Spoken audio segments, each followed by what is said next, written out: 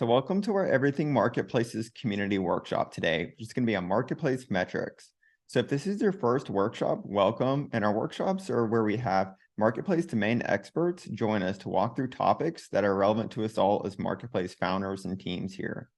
So, that said, I'm really excited to welcome on Colin Gardiner today. So, some of you might actually know him. He's your previous group chat guest. But for those that don't, he has some really great experience at top marketplaces like Outdoorsy, Roamly, and Tripping.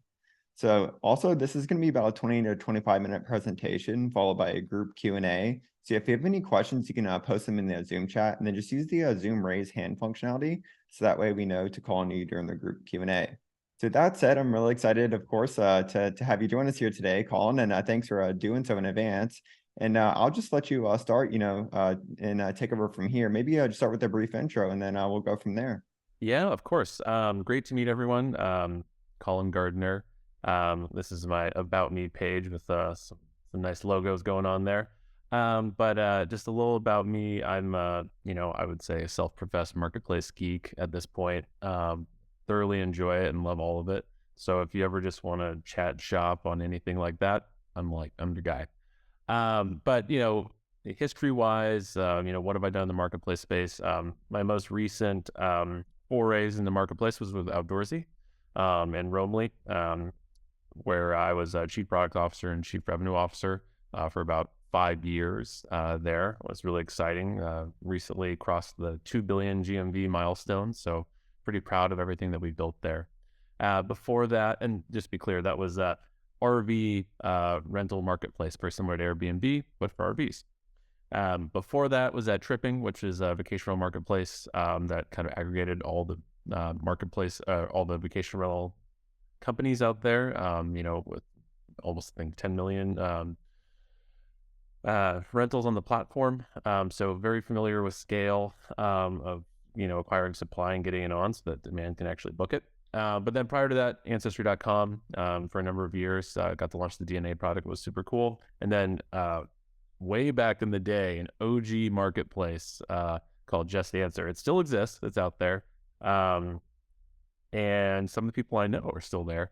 But, it was very much a horizontal marketplace that did every kind of Q&A for experts. So ask a doctor, ask a vet, a lawyer. You could get your palm read online. You could do confession. You could do it all, right? We carpeted the internet. But nice parable there is that horizontal marketplaces are hard to get scale and hard to defend. And they got horribly disrupted by big things like, Rocket Lawyer, ZocDoc. Think of anything like vertical specific. So anyway, that's a little bit about me and some of the successes and also some of the failures that I've gone through in the marketplace space. All right. So agenda-wise, just wanted to kind of hear the things we're going to cover. I'm going to go a little bit Analytics 101. I'm going to go into a bit of my philosophy. What is an analytics stack? Key marketplace metrics. What is the marketplace revenue funnel? LTV and CAC, and two-sided LTV and CAC. The last one's my favorite. I'll try to make this all lighthearted and filled with jokes so that you guys don't all fall asleep. But hopefully you come away with this being like, okay, I know what I need to do. I know what I need to measure. And you got a little bit of a roadmap, but I'm happy to, take questions along the way, as Mike said. But if anything's like a really deep question, let's try and save it for the end so that we don't go too awry. All right. So what is analytics? I think people use this term a lot and just throw it out there and, analytics. Yeah, let's do it. But what really is like, especially for online products, is really like instrumenting and discovering and interpreting the data that comes from your platform. So things happen in marketplaces. Those are called transactions typically, right? And that creates data, and it creates a footprint of things like who bought something from who, or who rented something from that person, or they create a listing. There's all these different types of pieces of data that are created, both from transactions, from listing on the marketplace, from searching on the marketplace, and all of that creates data that needs to be analyzed to make really good business decisions. And so that's what analytics is at its core. It is really about instrumenting your marketplace so that you can get very accurate and clean data out of it so you can make great business decisions. That is the end goal of analytics. And so let's go into a little bit further. In terms of philosophy, right? Why are you doing this? Why does it matter? And what do some of the greats think? I think one of my favorite books, kind of the godfather of OKRs. Um, if you're not familiar with OKR, we can talk about it afterwards. But John Doerr, famous venture capitalist, you had this idea that you have to measure what matters, right? And so that's really what analytics is about: is can you measure the things that matter that move your business? And that's what the OKR framework that he came up with is all about. Two, management guru Peter Drucker. If you haven't read his famous books, I highly recommend doing it. But he's a famous quote: "What gets measured gets managed." And it's the same thing for any analytics, right? If you measure it and you see it changing and can impact it over time, you will manage it and you will make it better. And that's really, like, for me, at the core of a lot of analytics is, if you don't measure it, you won't change it, because it's going to be about your opinion. It's going to be you, like, testing the wind. You got to measure it so that there's no politics, there's no religion in it. It is just the numbers, and that tells you the truth and makes you look in the mirror. And last but not least, like, this is my contribution to the canon of marketplace analytics is, like, you need to make your own data, and it's really about testing big early and often. And when I say make your own data, what I mean is that if you do not change things, your data will not change. It will stay the same. In lieu of, like, some crazy thing happening to you and your data changing, it will. But really, what my core philosophy is, like, if you are not testing, moving, making big changes, you're not going to have new data that gives you new insights, right? Just because you measure something doesn't actually mean you'll get any insight out of it. And so at the end of the day, human action that changes things creates data that is actionable and gives you insight. All right. So now you need to collect some data. And I'm going quickly here because we've got 25 minutes and I want to make tons of space for questions. Marketplace analytics are tricky, right? Because there's a lot of different components. You got multiple sides of the marketplace. You're advertising on different networks and platforms, and you got to bring all this data together, right? And so how do you do that? What does that look like? What tools do you need? What technology is available? These, especially for first-time founders, this is probably a new area, right? This is an area where you need expertise. And that is, hopefully I can provide you some insight here on what good looks like. But overall, setting up a really good data structure and warehousing is, like, critical for your success. So for example, like Outdoorsy and Airbnb, have to aggregate, collect, and analyze across, like, a bunch of different dimensions: marketing and sales, transactions and payments, listings and accounts, search, trust and safety, website and server. The list goes on, right? And those are all different data sources. And how do you bring them together such that they mesh and can help you make actionable insights? For example, I'm sure most of you use Stripe for payments. Great, super good data in there, but you know what it doesn't have? It's not attached to your customer on your side with all of their, heuristics about them. Like, what does their listing look like? Where is it located? All of those things. And so as you think about, how do you do better and how do you attribute revenue to the right places so you can understand where you need to get more supply or, improve liquidity, you're going to need to attach that ledger data back, right? So that's a good example of, like, where a lot of people have stumbling blocks to get them to really some of these metrics that we're going to talk about, like LTV and things like that. So it's a lot of moving parts. It is solvable, but I will tell you that large companies struggle with this every day. And just because you struggle with it at the early phase does not mean you're going to not struggle with it at scale. And in fact, as you get bigger, it gets harder because there's more data and there's more users, and it's it's a very big problem to solve generally. So, all right. And I can't see the chat, by the way. So just going in full mode here. So what is an analytics stack? I'm not going to spend a ton of time here, but I put a visual here so that, you can see kind of what Drizzly has done. I always like this example, and I know quite a few companies, I won't call out any names, have kind of used very similar structures. And, at the end of the day, what it really is about taking disparate data sources and putting it into a spot where you can ingest it and mesh it together, right? And then it can be fed into reporting tools, right? So it can be fed into places where your end users, you as the founder, CEO, or executive, VP, whoever you are in the company, can look at that data and make decisions on it. And so that's the end goal, is how do you, like, normalize this data, put it in one spot, and push it out so that people can use it. And Yeah, there's a ton of tools out there for reporting. I won't tell you which ones I like at this moment, but there are a lot of very lightweight kind of SQL based tools that you can use for early days, which I would recommend. They're relatively less expensive. But then as you get later on, you're going to want to like go to very like robust solutions that yes have more integration time and more expensive, but ultimately give you a lot more standardization and tooling for end users. All right. So let's actually get to the meat of this, right? Like we just talked about analytics 101. We talked about like what a data stack could look like.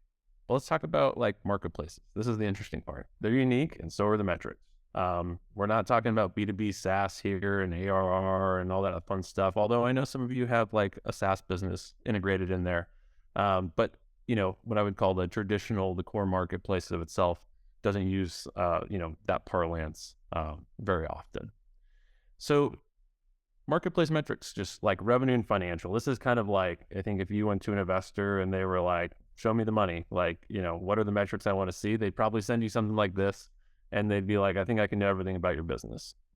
Not everything, but you get the point. And so, marketplaces start with this big concept of GMV, right? This idea that there is some gross throughput through the platform, right? There is all the transactions that occur. And marketplaces are great because they facilitate transactions. They make liquidity, right? Which is the probability of a transaction occurring. They increase it by taking disparate parties and putting them together. Now, the gross merchandise value, right? Or whatever you want to call it, gross booking value, gross, purchase value, service value, whatever it may be. This is just GMV is a pretty prototypical term. It's really the total throughput, but it does not represent what the marketplace makes, right? Like that is not your revenue, right? Like it's not like you get to keep it. It is a pass through in many ways. And so from that, you have a take rate for every marketplace, right?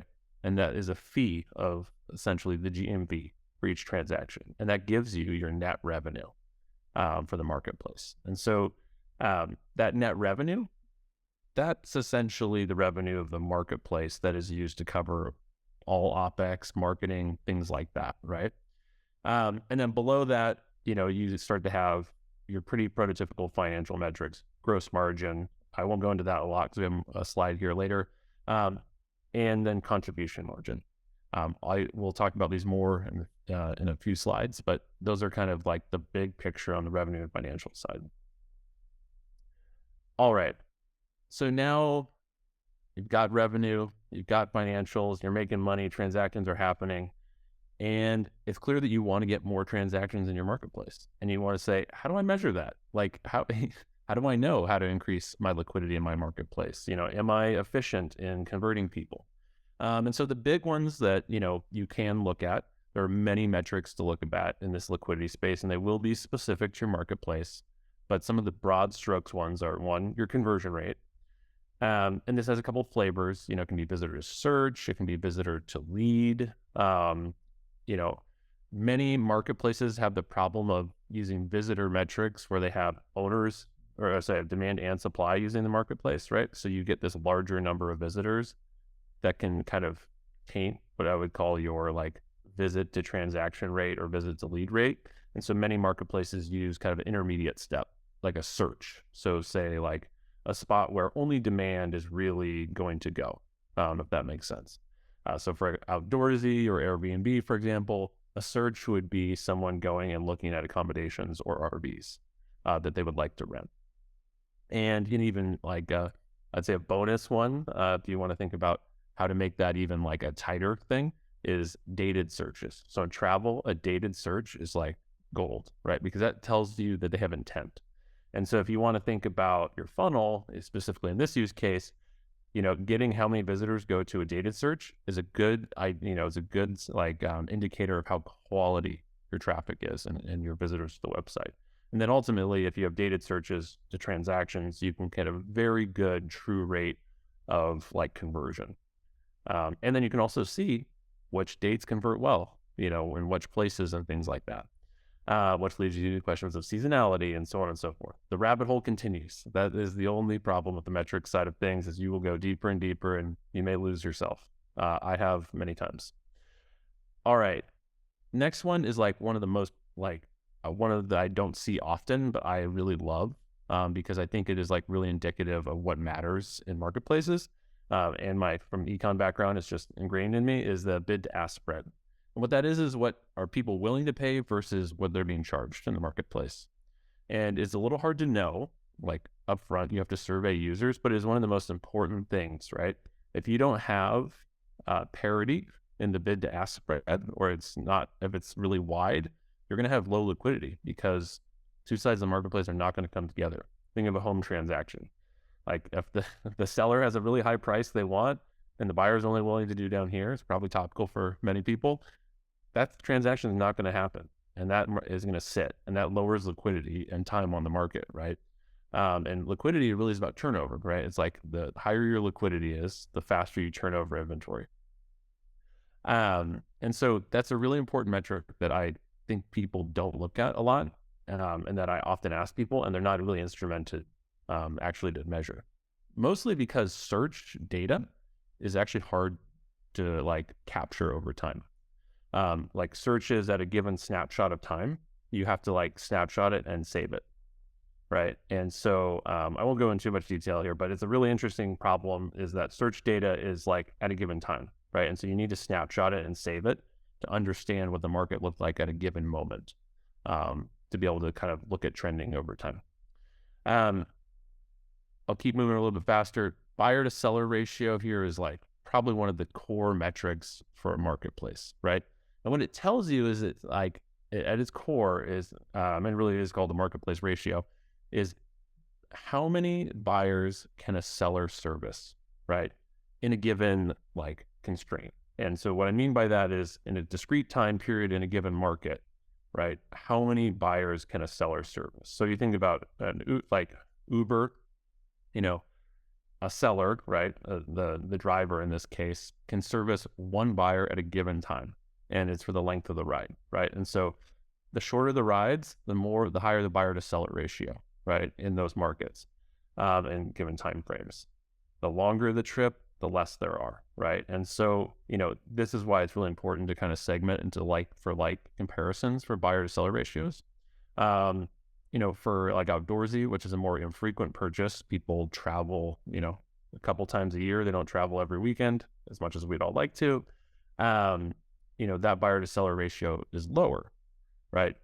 And again, for something like Airbnb, low price point, high frequency purchases lead to higher buyer to seller ratios. And so as you look at these buyer to seller ratios, it's important to do it kind of like same market or same store sales comparisons. And for many marketplaces that launch city by city or market by market, what I generally suggest is you take what your mature market is and use it as a benchmark to compare against. Cool. Now, concentration and dispersion. This is kind of the last big piece in the liquidity segment here. And there are many more metrics that I didn't cover here.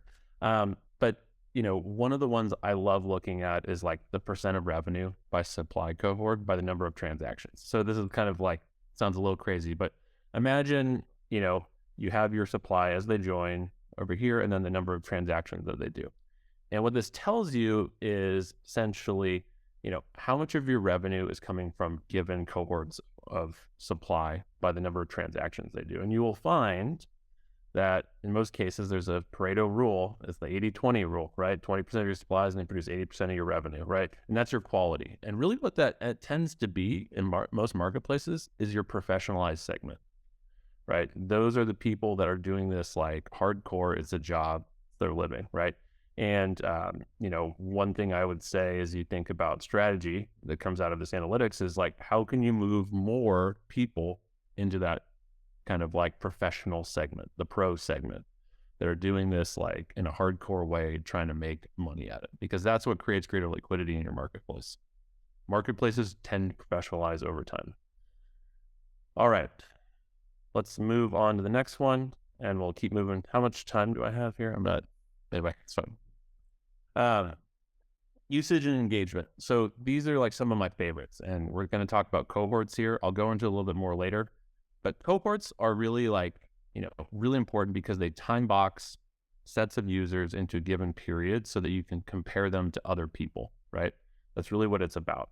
And important in this is like retention and repeat, right? Marketplaces live and thrive off of lifetime value, which we'll go into the next one, which are driven by how many times people purchase over their lifetime, and how often they do it, right? And so as you think about that, some of the things you want to measure is like, average percentage of supply that's still listed after N months, right? If you have a very short half-life of your supply, you're going to struggle because it's going to cost you a lot to acquire that supply over time. On the repeat cohorts for demand side, you want to know what percentage of them are going to make a second purchase. How many transactions are they going to make, right? As soon as you know those things, you can start to optimize and understand what the lifetime value is, and therefore how much you can pay to acquire those people. So really important concepts here. One thing I will say about repeat and retention is that many of these things are a function of human behavior, though. You can change them on the margin, but you will probably not change them 2, 3, 4, 5x. Like that, if you have assumptions around that in your modeling and as you talk externally, I would question that. And it's fine. Like, so example, Outdoorsy is like a very infrequent purchase on the demand side, right? That does not make it a good or a bad business. It just makes it the business it is, right? And that means that there's some things that come from that. We had to be profitable in the first transaction, right? Because demand purchased every couple of years. That's fine. That's great. And what the factor there is that we needed to focus on acquiring lots of demand with organic traffic and through brand. And so it just tells you exactly what you need to do as a company. And trying to change something that is hard to change, like human behavior, like I challenge anyone to go change human behavior or start a new habit in the next day, you will probably not do a good job of it. And so it's the same thing for these repeat retention. You're not going to give people more budget. You're not going to they're not going to have more money magically to spend with you and need to do more of it immediately. And last but not least, net promoter score. I, measure it, trend it over time. It is not the be all end all, but it is a good metric around user satisfaction. All right. So some of my favorites, the unit economics of marketplaces, the holy grail, lifetime value. And so lifetime value, what is it? It is the actual gross margin or contribution margin per customer over time, not revenue, right? Like we're talking about value. Like how much value does this customer produce for the marketplace over time? And if they don't produce any value, it's a goose egg that will be a problem. Or negative, even worse. You're just putting yourself out of business. What you want is to have this number be positive over a certain period of time that is related to kind of the life cycle of your business, right? And not every business is the same. Not every business is going to have 10-year LTVs. Some businesses will have 3-year LTVs, or 1-year LTVs. It is what it is. And it's just a fact, function of your business. It's not good or bad. It is what it is. Another part here, customer acquisition cost. This is probably the one that is the biggest area for optimization for most companies, right? Is how do you essentially have a very sustainable customer acquisition cost that allows you to have lifetime value over the tenure of your customer. And so a few concepts within there is that it's like loaded CAC is like typically inclusive of salaries, unloaded exclusive of salaries. And my nomenclature here, which I don't know if other people use, but I do for ease of this, is what I call CAC D and CAC S, CAC demand, CAC supply. And you can break those apart and see them. Though marketplaces, and I'm probably, I don't know, maybe I'll beat a dead horse on this one, need to be two-sided when you do this. If you were producing one side and showing only the CAC on one side or the other, it is not giving you the full picture, and you're not necessarily giving the most honest view of your marketplace. All right. So marketplace revenue, we did that first slide. There was a bunch of stuff, GMV, AOV, take rate, net revenue, gross profit, contribution margin, the list goes on. Okay. That's really a funnel, right? But it's kind of, it's kind of funky relative to everything else, right? Like what business is telling you like, hey, look at this big headline number, but in reality, we only make this. right? It's kind of a weird way to think about it. But why GMV is important is that marketplaces are about transaction volume, right? That is what their core job is to facilitate transaction. And so the GMV is essentially a way to measure relative sizes of marketplaces, because the revenue can actually be very different across marketplaces based on the take rate. And the take rate is really a function of many things, what the market's willing to pay, but also the nature of your marketplace. If you have a very disparate kind of marketplace where the supply is very heterogeneous, so very different, you can actually charge more because bringing together transactions is much harder, right? And so therefore, if you're facilitating hard transactions and doing more things for the marketplace, you can charge more, right? In marketplaces where there's like high liquidity already and standardization, you cannot charge as much because people don't need you as much, right? They will take the demand, but they will not be willing to pay a lot for it because they can source it themselves. And so GMV is like the great equalizer in terms of like comparison, right? Revenue, great to compare, but not necessarily apples to apples, dependent on take rate structure. And so GMV, whole pie, we're getting into the holidays. We're just past Thanksgiving. It's like the whole pumpkin pie. Your net revenue is that slice that, mom gives you. And I gave a few examples of what like take rates might look like. They're all over the place, honestly. Some marketplaces have 10, some have 3, some have 1, some have up to 50, right? It really depends on the type of marketplace you are. But for most part, marketplaces tend to take on both sides because it's the sharing economy after all. And we all share the transaction.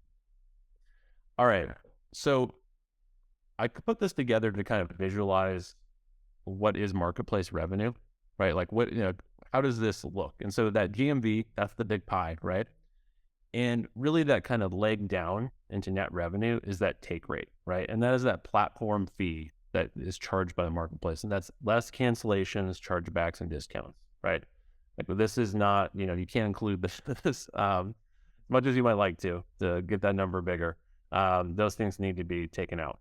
Net revenue, going down to gross profit, this is a very, standard finance metric, right? Is net revenue less the cost of goods sold. And the cost of goods sold or the cost of expenses directly related to the transaction, right? So I think your server costs, things like that. Now, one of the crazy parts is that gross profit in marketplaces can be really high because you know what? It doesn't actually take that much for you to make a transaction happen, right? Like you don't have heavy hardware costs or things like that. This is an online business. It's great. It's got the cloud. We love it. It's low marginal cost, right, per transaction. Where the rubber meets the road, though, is gross profit to contribution margin in marketplaces. There are many marketplaces that look great on paper, the gross profit, and then you hit the contribution margin and you're like, ooh, like that is not good. And the reason is that contribution margin is less all the variable expenses to make a transaction occur. And this is like, if you want to look in the mirror for your business and know where you stand, I highly recommend looking at contribution margin. And it's because it takes into all the things like trust and safety, like what marketing costs do you have? The list goes on. What analytics needs do you have? Really anything related, there's a variable expense related to making a transaction occur that aren't fixed costs in the business. Think rent, computer purchases, things like that, right? And there's 2 levels of contribution margin. There's contribution margin 1, which is kind of less all variable expenses, but not marketing. Then contribution margin 2 is really, kind of full contribution margin would be less your marketing expenses. And that less marketing expenses is really like if you're just reporting your contribution margin, like your residual dollars left to cover your fixed costs. We did the revenue here. This is great. We figured out gross profit and contribution margin, right? So now we know on a per transaction basis, how much do we make, right? This contribution margin, like typically is going to be somewhere from 0% of the transaction, hopefully not negative. It can be negative, and in certain cases it will, up to, maybe 50%. Like, if there's not many businesses that have contribution margins that are like way above 50% or things like that. If you got it, awesome, but I guarantee you're probably not at scale. Um, so the contribution margin gives us those residual dollars, right? And that is what, on a per user level, we want to understand is like for every user, right? Let's say on the demand side, in Outdoorsy's case, this would be a renter. Like how many contribution margin dollars does a renter produce for us over their lifetime?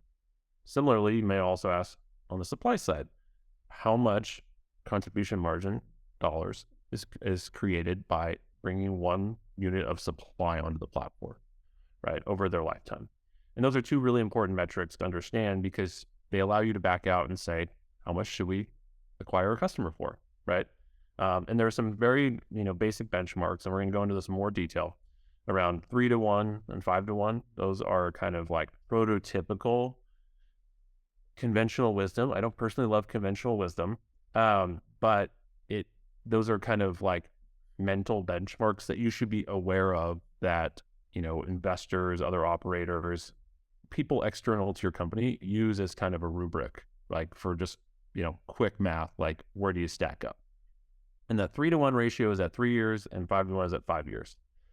Now, why is that potentially wrong, right? Like, I think a lot of that kind of framework came from looking at early software businesses and hardware businesses and understanding what those LTV to CACs look like over a certain period of time. Many SaaS businesses have a long payback period, right? Because let's say you're selling payroll software, you got to go in, convince the company, do this like migration, there's just a lot of cost associated with it. And then it takes years to make your money back. Marketplaces don't necessarily work like that, right? Because they can have higher frequency, you can you can make money right up front. And so those same metrics I don't think are as like applicable. And so they are a benchmark, but I would say don't view them as the holy grail either, right? Your business is your business and you need to talk about it in the way that it works. And I think I shared kind of a rubric and about how to like look at your marketplace. And one of the things I like always give people advice on is like, tell people what your business is not, right? Like your metrics are your metrics and they are not somebody else's metrics and their metrics are not you, right? And it's really critically important to like be upfront and tell people why your metrics are the way they are, because that's your business and not try to be a different business. Like if you try to be another business, like maybe it works, but for the most part, I think people will fail. So anyway, for example, for Outdoorsy, again, low like demand side frequency, right? The sooner like we told people that we were low frequency on the demand side, the better off we were getting away from being compared to Uber and scooter companies, right? Like there wasn't a good comparison. They're not apples to apples, right? They're very different things. So just telling that people that like, I've experienced this too. It's not like a unique problem to you. You really have to tell your story up front. All right. So LTV, lifetime value, what the heck is it? Well, lifetime value really is the profit, like example, value that your customers produce over their time. If they produce no profit, you die. End of story. Unless you've got, a huge war chest of money that will indefinitely take you. Most of you, I venture, do not have that. You still can produce profit on a per unit basis and still go out of business, right? Like just because you produce profit on a per unit basis does not mean that your marketing costs and fixed costs will not drive you out of business, right? So LTV to CAC, awesome. It's positive. There are plenty of businesses that are still unprofitable with great LTV to CACs, right? It's not the be all end all. There's like a financial layer here that you also have to look at. So LTV examples of just like, what does that mean? For Outdoorsy, and Airbnb, these would be like owners or hosts kind of total profit producer lifetime on the platform. And the reason I, do host and owner is that, with most marketplaces, you really, there's some debate around this, so I won't say this is like canonical, is that you want to look at the side that is like the highest frequency, right? For producing the LTV.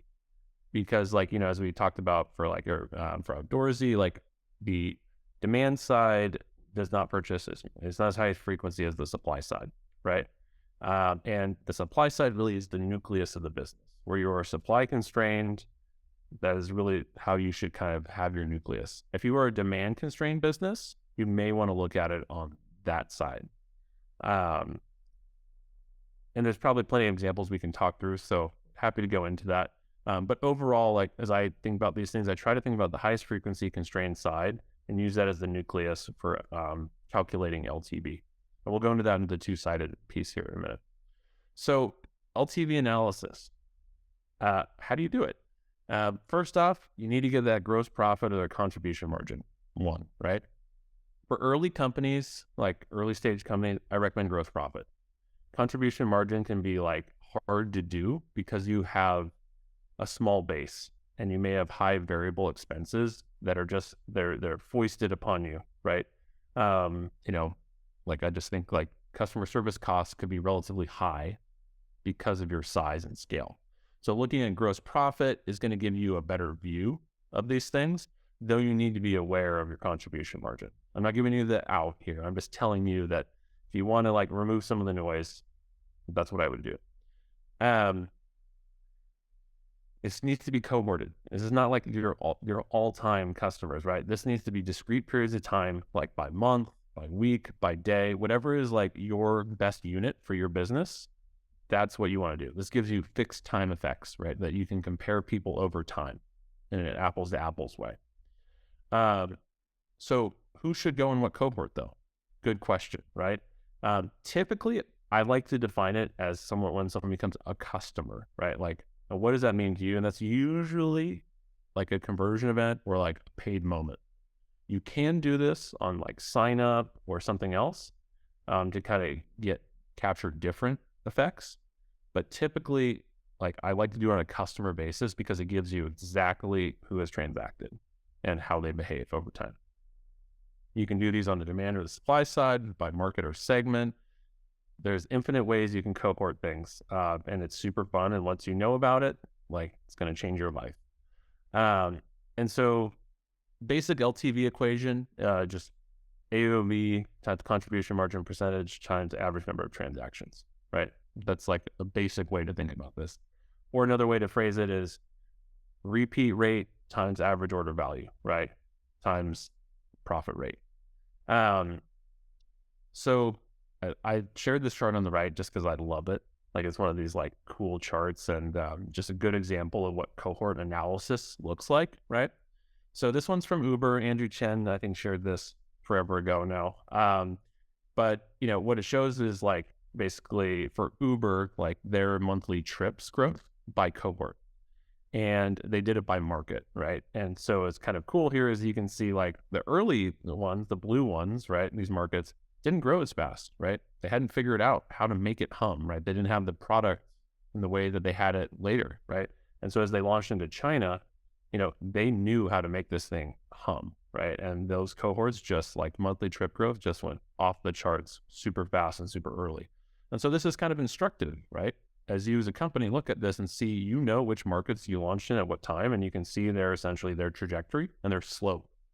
We're going back to like calculus here or whatever, algebra, calculus, whatever. Like that slope really matters because that tells you how fast these like essentially segments are growing over time. And those ones on the right or the left, sorry, the red ones, they are, as it says, going nuclear, like growing super fast. All right. And we'll go into a little bit more detail on like how to look at these, what I call spaghetti charts. All right. So here's a little bit deeper look. This is just a random chart. So this one is done by month added and colored by year, right? First off, like I said, these are spaghetti, delicious, highly recommend it. But what you want to look at across this is like the different types of spaghetti, right? And they have different kind of characters. This one, for example, you can see that over time, it's getting steeper and steeper and steeper, right? This is like a curve that you would want to see in your cohort charts. What does that tell you? It tells you that there's an acceleration in the value produced by cohort over time, right? And so the slope coefficient really matters, right? Um, Now, what also is important is where each of these cohorts start on the y-axis, right? Um, why is that important? It tells you essentially, on average, how much they're making in their first month. Or, for example, if this was like Airbnb, how much would a host make in their first month, right? And so the higher it is there, right, the better your LTV is going to be over time. You want it to start higher. The lower it starts, the harder it is to, overcome gravity over time, even with a steep kind of, acceleration to your curve. And last but not least, one thing I think is really interesting with this chart is you see how there's kinks to this, this bottom arrow going to the kinks shows you is that, there's big moments where the LTV goes up. That may tell you that there's some seasonality to this business, right? There's a frequency to purchasing that's important at certain like junctures of time. And so these spaghetti charts, are great because they actually tell you a lot of information. They're probably one of my favorite charts to look at for business. Mike, do I need to go faster? We're good. All right. So I'm happy to come back to this and talk about this, but it does take some training and time to like get used to looking at these things. At first they can just look like spaghetti. But there really is a full story here, right? And you can learn a lot about a business by just looking at these charts. Because you cohorted them by time or by a market or by some segment that is really instructive for you. And again, I've showed Uber, given this example, which is kind of contrived. They're later stage businesses, so they have more data. Like Uber's chart has way more data, so take that with a grain of salt. But the earlier you can start to look at these things and follow them, the more, the better it will be for you. All right. So LTV is awesome. We looked at it. Now, how much should I pay to acquire a customer? I get asked this question all the time. Like what CAC should I go after? Like what is profitable? And so there is a way to do this, right? Like there is like a way to back this out. And it's based on your LTV. And this LTV can be forecasted. It can be actual. This is a way to do it. Now, does it give you the exact right number? It'll give you in the ballpark, and you'll need to calibrate against it, but it's a good starting point. So let's go into this. And by the way, this is pulled from an article from a Lightspeed Venture Partners investor who I've met, awesome guy. And I just really love this article. It's quoted there. Go look at it. Like I learned so much about this like forever ago now. It may surprise you that I didn't know all these things when I first started working in marketplaces and I had to go through the school of hard knocks to learn these things. There was not everything marketplaces at that time. There was search the internet and hope someone wrote about it.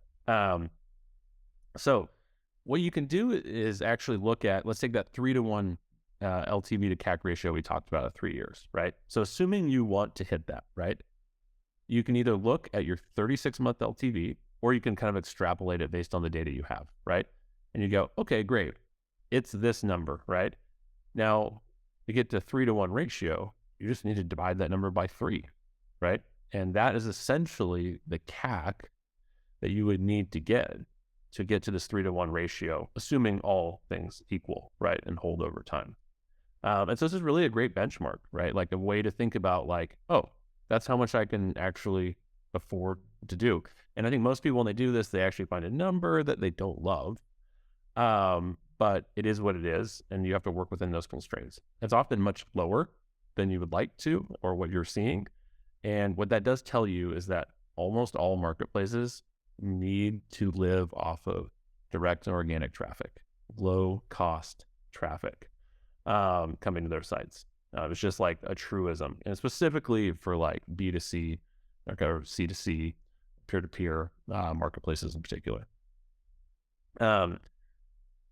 The other point here is really interesting is you can actually, once you've figured out what that CAC number is, you can kind of line it up as it shows here on the chart and see where that payback period is. Just because you divide it by 3 doesn't mean that it happens at 1 year. It could happen earlier, could happen later, but it kind of tells you what your payback period is, which is a question that people have gotten from investors and other interested parties. All right, so LTV to CAC optimization, right? We've got these two things. It's awesome. Like I got my LTV, I know what my CAC is. Now it's not quite what I want it to be, right? It's not 3 to 1 at 3 years right now. Maybe it's 2, maybe it's 1, maybe it's 4, maybe it's above. So the question is like, how do you optimize this thing, right? And this is, one of the hardest parts of marketplaces because it is about balance and doing things that are very disparate in nature. And there are a lot of things that go into your LTV CAC, as we saw in that equation. It's really like your repeat rate times your contribution margin, times the number of transactions, which your number of transactions is a function of your conversion rate, right? And a bunch of other things, and they're all interdependent. And so the most important thing I think to take away from this is that there is no one silver bullet in these optimizations, right? Like your conversion rate is also a function of how much people charge for the good or service in your marketplace, right? Which contributes to your average order value. You get people to bring down their prices, increases your conversion rate, but it may lower your average order value, which may in turn impact your contribution margin, right? Well, then may have to bring down your CAC, but you may get more revenue because you do more transactions, right? And increase your repeat rate. So everything is tied together, and you can't just fix one thing and it all becomes better, right? And that's like just something I want to point out. And that's why you instrument and do the analytics is so you can understand all these things and the relationships and see how they move together. So anyway, just some fun meanage for now. So diving a little bit more into the CAC, right? I think, one of the things that happens a lot in a lot of this analysis is that you look at both sides separately. You say, here's the demand side. I'm focused on that now. I'm going to try and get in balance with the other side, which I've got figured out. And so you're focused, right? And it turns out that marketplaces are tricky because you have both sides and you need two to tango, right? Like you need both sides to make a transaction occur. And because of that, it's my belief that, you really should always measure as much as you can, like the total cost of making transactions occur, right? And so for a given customer set, it's like, which customers do you focus on? At Outdoorsy, we focused very much, the nucleus was RV owners, right? And RV renters were looked at as a cost, essentially, to providing revenue and filling the calendar for those owners, right? For Airbnb, they may look at it in that context as how many guests do they need to fill in to get, owners available, fill owners' calendars. Pure Space, I've just got a couple examples here. They have spaces and guests, right? And they may look at it as like the other way. How many guests, how many spaces are needed for guests to essentially fill all their photo shoots and things like that. Swimply, one I've gotten to use, which is fun, is, like how many pools do you need available for all the swimmers out there, right? And, there's different ways to think about the LTV, and it really depends on the constraints of your marketplace, right? For Outdoorsy, for example, right, there is just so much more demand than there are RVs available, right? And so because of that, because it was supply constrained side and the highest frequency side, it just made sense to measure everything like that. And again, your marketplace is unique. It's a snowflake. And so it may be a little bit different in how you measure it so that you can have the best business insights to make the best decisions for you. All right. So moving forward, what does that mean? It means that we need to get into this world of two-sided LTV to CAC analysis. This is like the PhD program. Don't expect everyone to just like go home and calculate this. I'm happy to talk about it offline and everything marketplaces and go over it more. But, really what you need to do as you think about this kind of marketplace CAC is you need to think, what is the cost? And this is done in the version I've done here is relative to the supply side. And it's the cost of acquiring the supply side plus the cost of acquiring the demand side times the marketplace ratio. Oh my God, what's the marketplace ratio? Colin said it earlier, it was the buyer to seller ratio. This is a super important metric, right? And the reason you multiply those two is, what is CAC-D? It is uh, the cost of acquiring all of the buyers divided by the number of buyers in a given time period times the number of buyers divided by the number of sellers, right? And so going back to our, middle school, high school, those buyers cancel out, and then you essentially have the cost of acquiring all the demand relative to the number of suppliers, and then you can add it to the CAC-S, which is cost of all the supply divided by the number of suppliers. So you have the same denominator. You can add them together, and you get this beautiful thing that is the marketplace CAC. There's obviously some caveats here, making it very simplified. But what that gives you essentially is the total cost of producing the revenue or the value. Sorry, I shouldn't say revenue, the profit and value for a given cohort. And that's really important because it gives you kind of like your true measure of LTV to CAC for the two-sided marketplace. Quickly, just at the end here, I'll leave this up on how to find me. First off, I'm in everything marketplaces. Go ask your analytics questions there, and I will be happy to answer them. You can also, if this presentation gets shared, these are links to LinkedIn, Twitter, my website. I have a page just for everything marketplaces folks and some discounts. And then you can just email me. I try to be as available as possible for folks. So yeah. Awesome. Well, this was really incredible. So thanks for walking us through. I feel like it's definitely like a master class that we've kind of compressed down into an hour on this. So I actually I had one question for you myself because it comes up frequently in the community, which is earlier stage marketplaces thinking through take rates and just kind of looking for examples of kind of what those are, how they vary, and then also too specifically like how those can change with the the amount of the value the marketplace is adding. So could you maybe just like pick a few examples that could demonstrate how those vary? Yeah. So take rate is more art than science, I would say, right? I mean, you can go research out in the market what people are willing to pay today. Like it's something like, let's take a real estate marketplace, for example, right? You can kind of know that benchmarks are like the 6%. It depends on the market, but the point being is you kind of go out there and find it. You see Redfin doing very different things. You're never going to go up, right? Usually go down, right? So that's one way of doing it. But the other big thing I would think about, right, is, what can you do in terms of uniqueness, right? Like this is the big differentiator for you. Like, can you provide services that other people don't, right? Such that there's higher liquidity, higher conversion rates, right? Like that's really what matters, right? Is that people are willing to pay if they're going to get more, right? If you are very commoditized and very similar to everybody else, and you're just really connecting demand and supply and provide no other kind of what I call liquidity services, you're going to have a lower take rate. I think a lot of B2B marketplaces are kind of fortunate in this, that their markets are very opaque, right? Like, let's say you're trying to sell a tractor, or like, a forklift or whatever to some other person, right? There's just not like, this market isn't made in like a very public and commoditized way. So, relative take rates can be higher potentially, right? Because you also may need to provide financing, shipping, whatever the liquidity services allow you to take more of the transaction. So for Outdoorsy, for example, the big things we did that we knew were important to increase liquidity, but also allowed us to make more money was provide insurance, right? How do we make this transactions easier to occur, but also essentially make more money?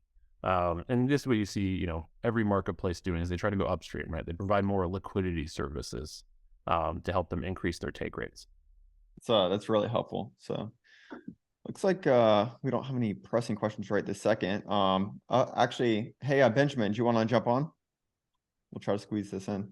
Thanks, Mike. Colin, amazing presentation. Just great data. I had a couple quick questions, and I put them in the chat. I'm not sure if anyone could see them or not. The first one is probably a simple one, and you may have mentioned at the beginning. Unfortunately, I wasn't able to join at the beginning, so apologies if this was already answered. But the first quick question is, what's the best tool that a startup can use that's incredibly easy for a founder to incorporate in sort of daily routine when it comes to cohort analysis in particular, and maybe assisting with or automating some of these more challenging calculations? Yeah, it's a good question. So Uh, One thing I would say is it really depends on how you structured your marketplace today, right? So like, do you have a database where you're putting anything, right? I'd say one of the like no code like pitfalls is that you don't have really robust databasing, right? So, this is really more of a function of how you choose to technically solve the problem up front, right? Like if you are doing a bespoke, kind of build out and you're integrating your data, right? And recording it yourself into it, SQL, like everyone's doing SQL. So putting it in there and then ultimately maybe putting it into Redshift or, um, GCP or whatever it may be, that's going to give you a lot more flexibility, right? If you are like a WordPress based one and you're putting everything into WooCommerce or something like that, you're going to have less flexibility. There are add-ons to pull it out. So really, all I'm saying is it depends, right? But let's assume like, when I cut my teeth building marketplaces, there was really no other, there was only code. There was no code. Um, and, we did everything into SQL. And so, early stages, we used a lot of tools, and these were like, they had just come out, like Chartio, Looker, like the list goes on. There's a bunch of these, like what I call low code, kind of analytics tools that you just sit on top of your database. And if you're small, you can do it in production. I don't recommend that. But, long story short is I would use one of those tools because you can build your cohort analysis. SQL is like, it's just like a little brutal to do cohort analysis in because it's like usually a 3-part like subquery. But that would what I would do up front, just to like get something. Now, let's say you're a little bit bigger, you got a little bit more budget, you maybe have some data engineering, all these things. I would use something like Tableau, or something that it puts more standardization into the data to make it easier to use on the back, like on the front end for the user. The problem with like these tools that are like SQL specific and you write a query per chart is that they're all running separately, right? Like it's just like, it's very taxing on your systems. And if you have to change one thing in one query, you have to change them all, right? It's just like such a pain. And so Tableau, if done right, you take more of a standardization approach and put like certain data cubes in there that are already like preset for these kinds of things. And so one of those cubes might be an LTV analysis cube, right? Like they may be already structured at a per user level with certain things. If that makes sense. So that was kind of like the big technical way of going down it. Most people are just going to download their data and put it in Excel and do some transformations, right? So if you at a minimum have a table that is like user IDs, date they joined, and total revenue, and then you can just multiply by contribution margin or whatever, you can do an LTV analysis in Excel. And for a long time, that's like what I did in many companies. Eventually, you make enough money to do some real good stuff, and you can go from there. Awesome. That's a great question. So unfortunately, we're actually out of time here, and I definitely want to be conscious of that. I know we have a few questions here though. So what we'll do is we'll wrap this up, and then I'll share a post in the community. But if you have any questions, you can just post them in the community, and we'll try to get to them there. That'd probably be best. And once again, I'll share an extensive recap post there with some notes in the recording and some resources here. So. Thanks again for joining us here, Colin. This was a lot. I know this is going to be really great for us to kind of digest and go through it all too after the recording again. So we appreciate taking the time to join us here today. Of course, please reach out. Happy to help.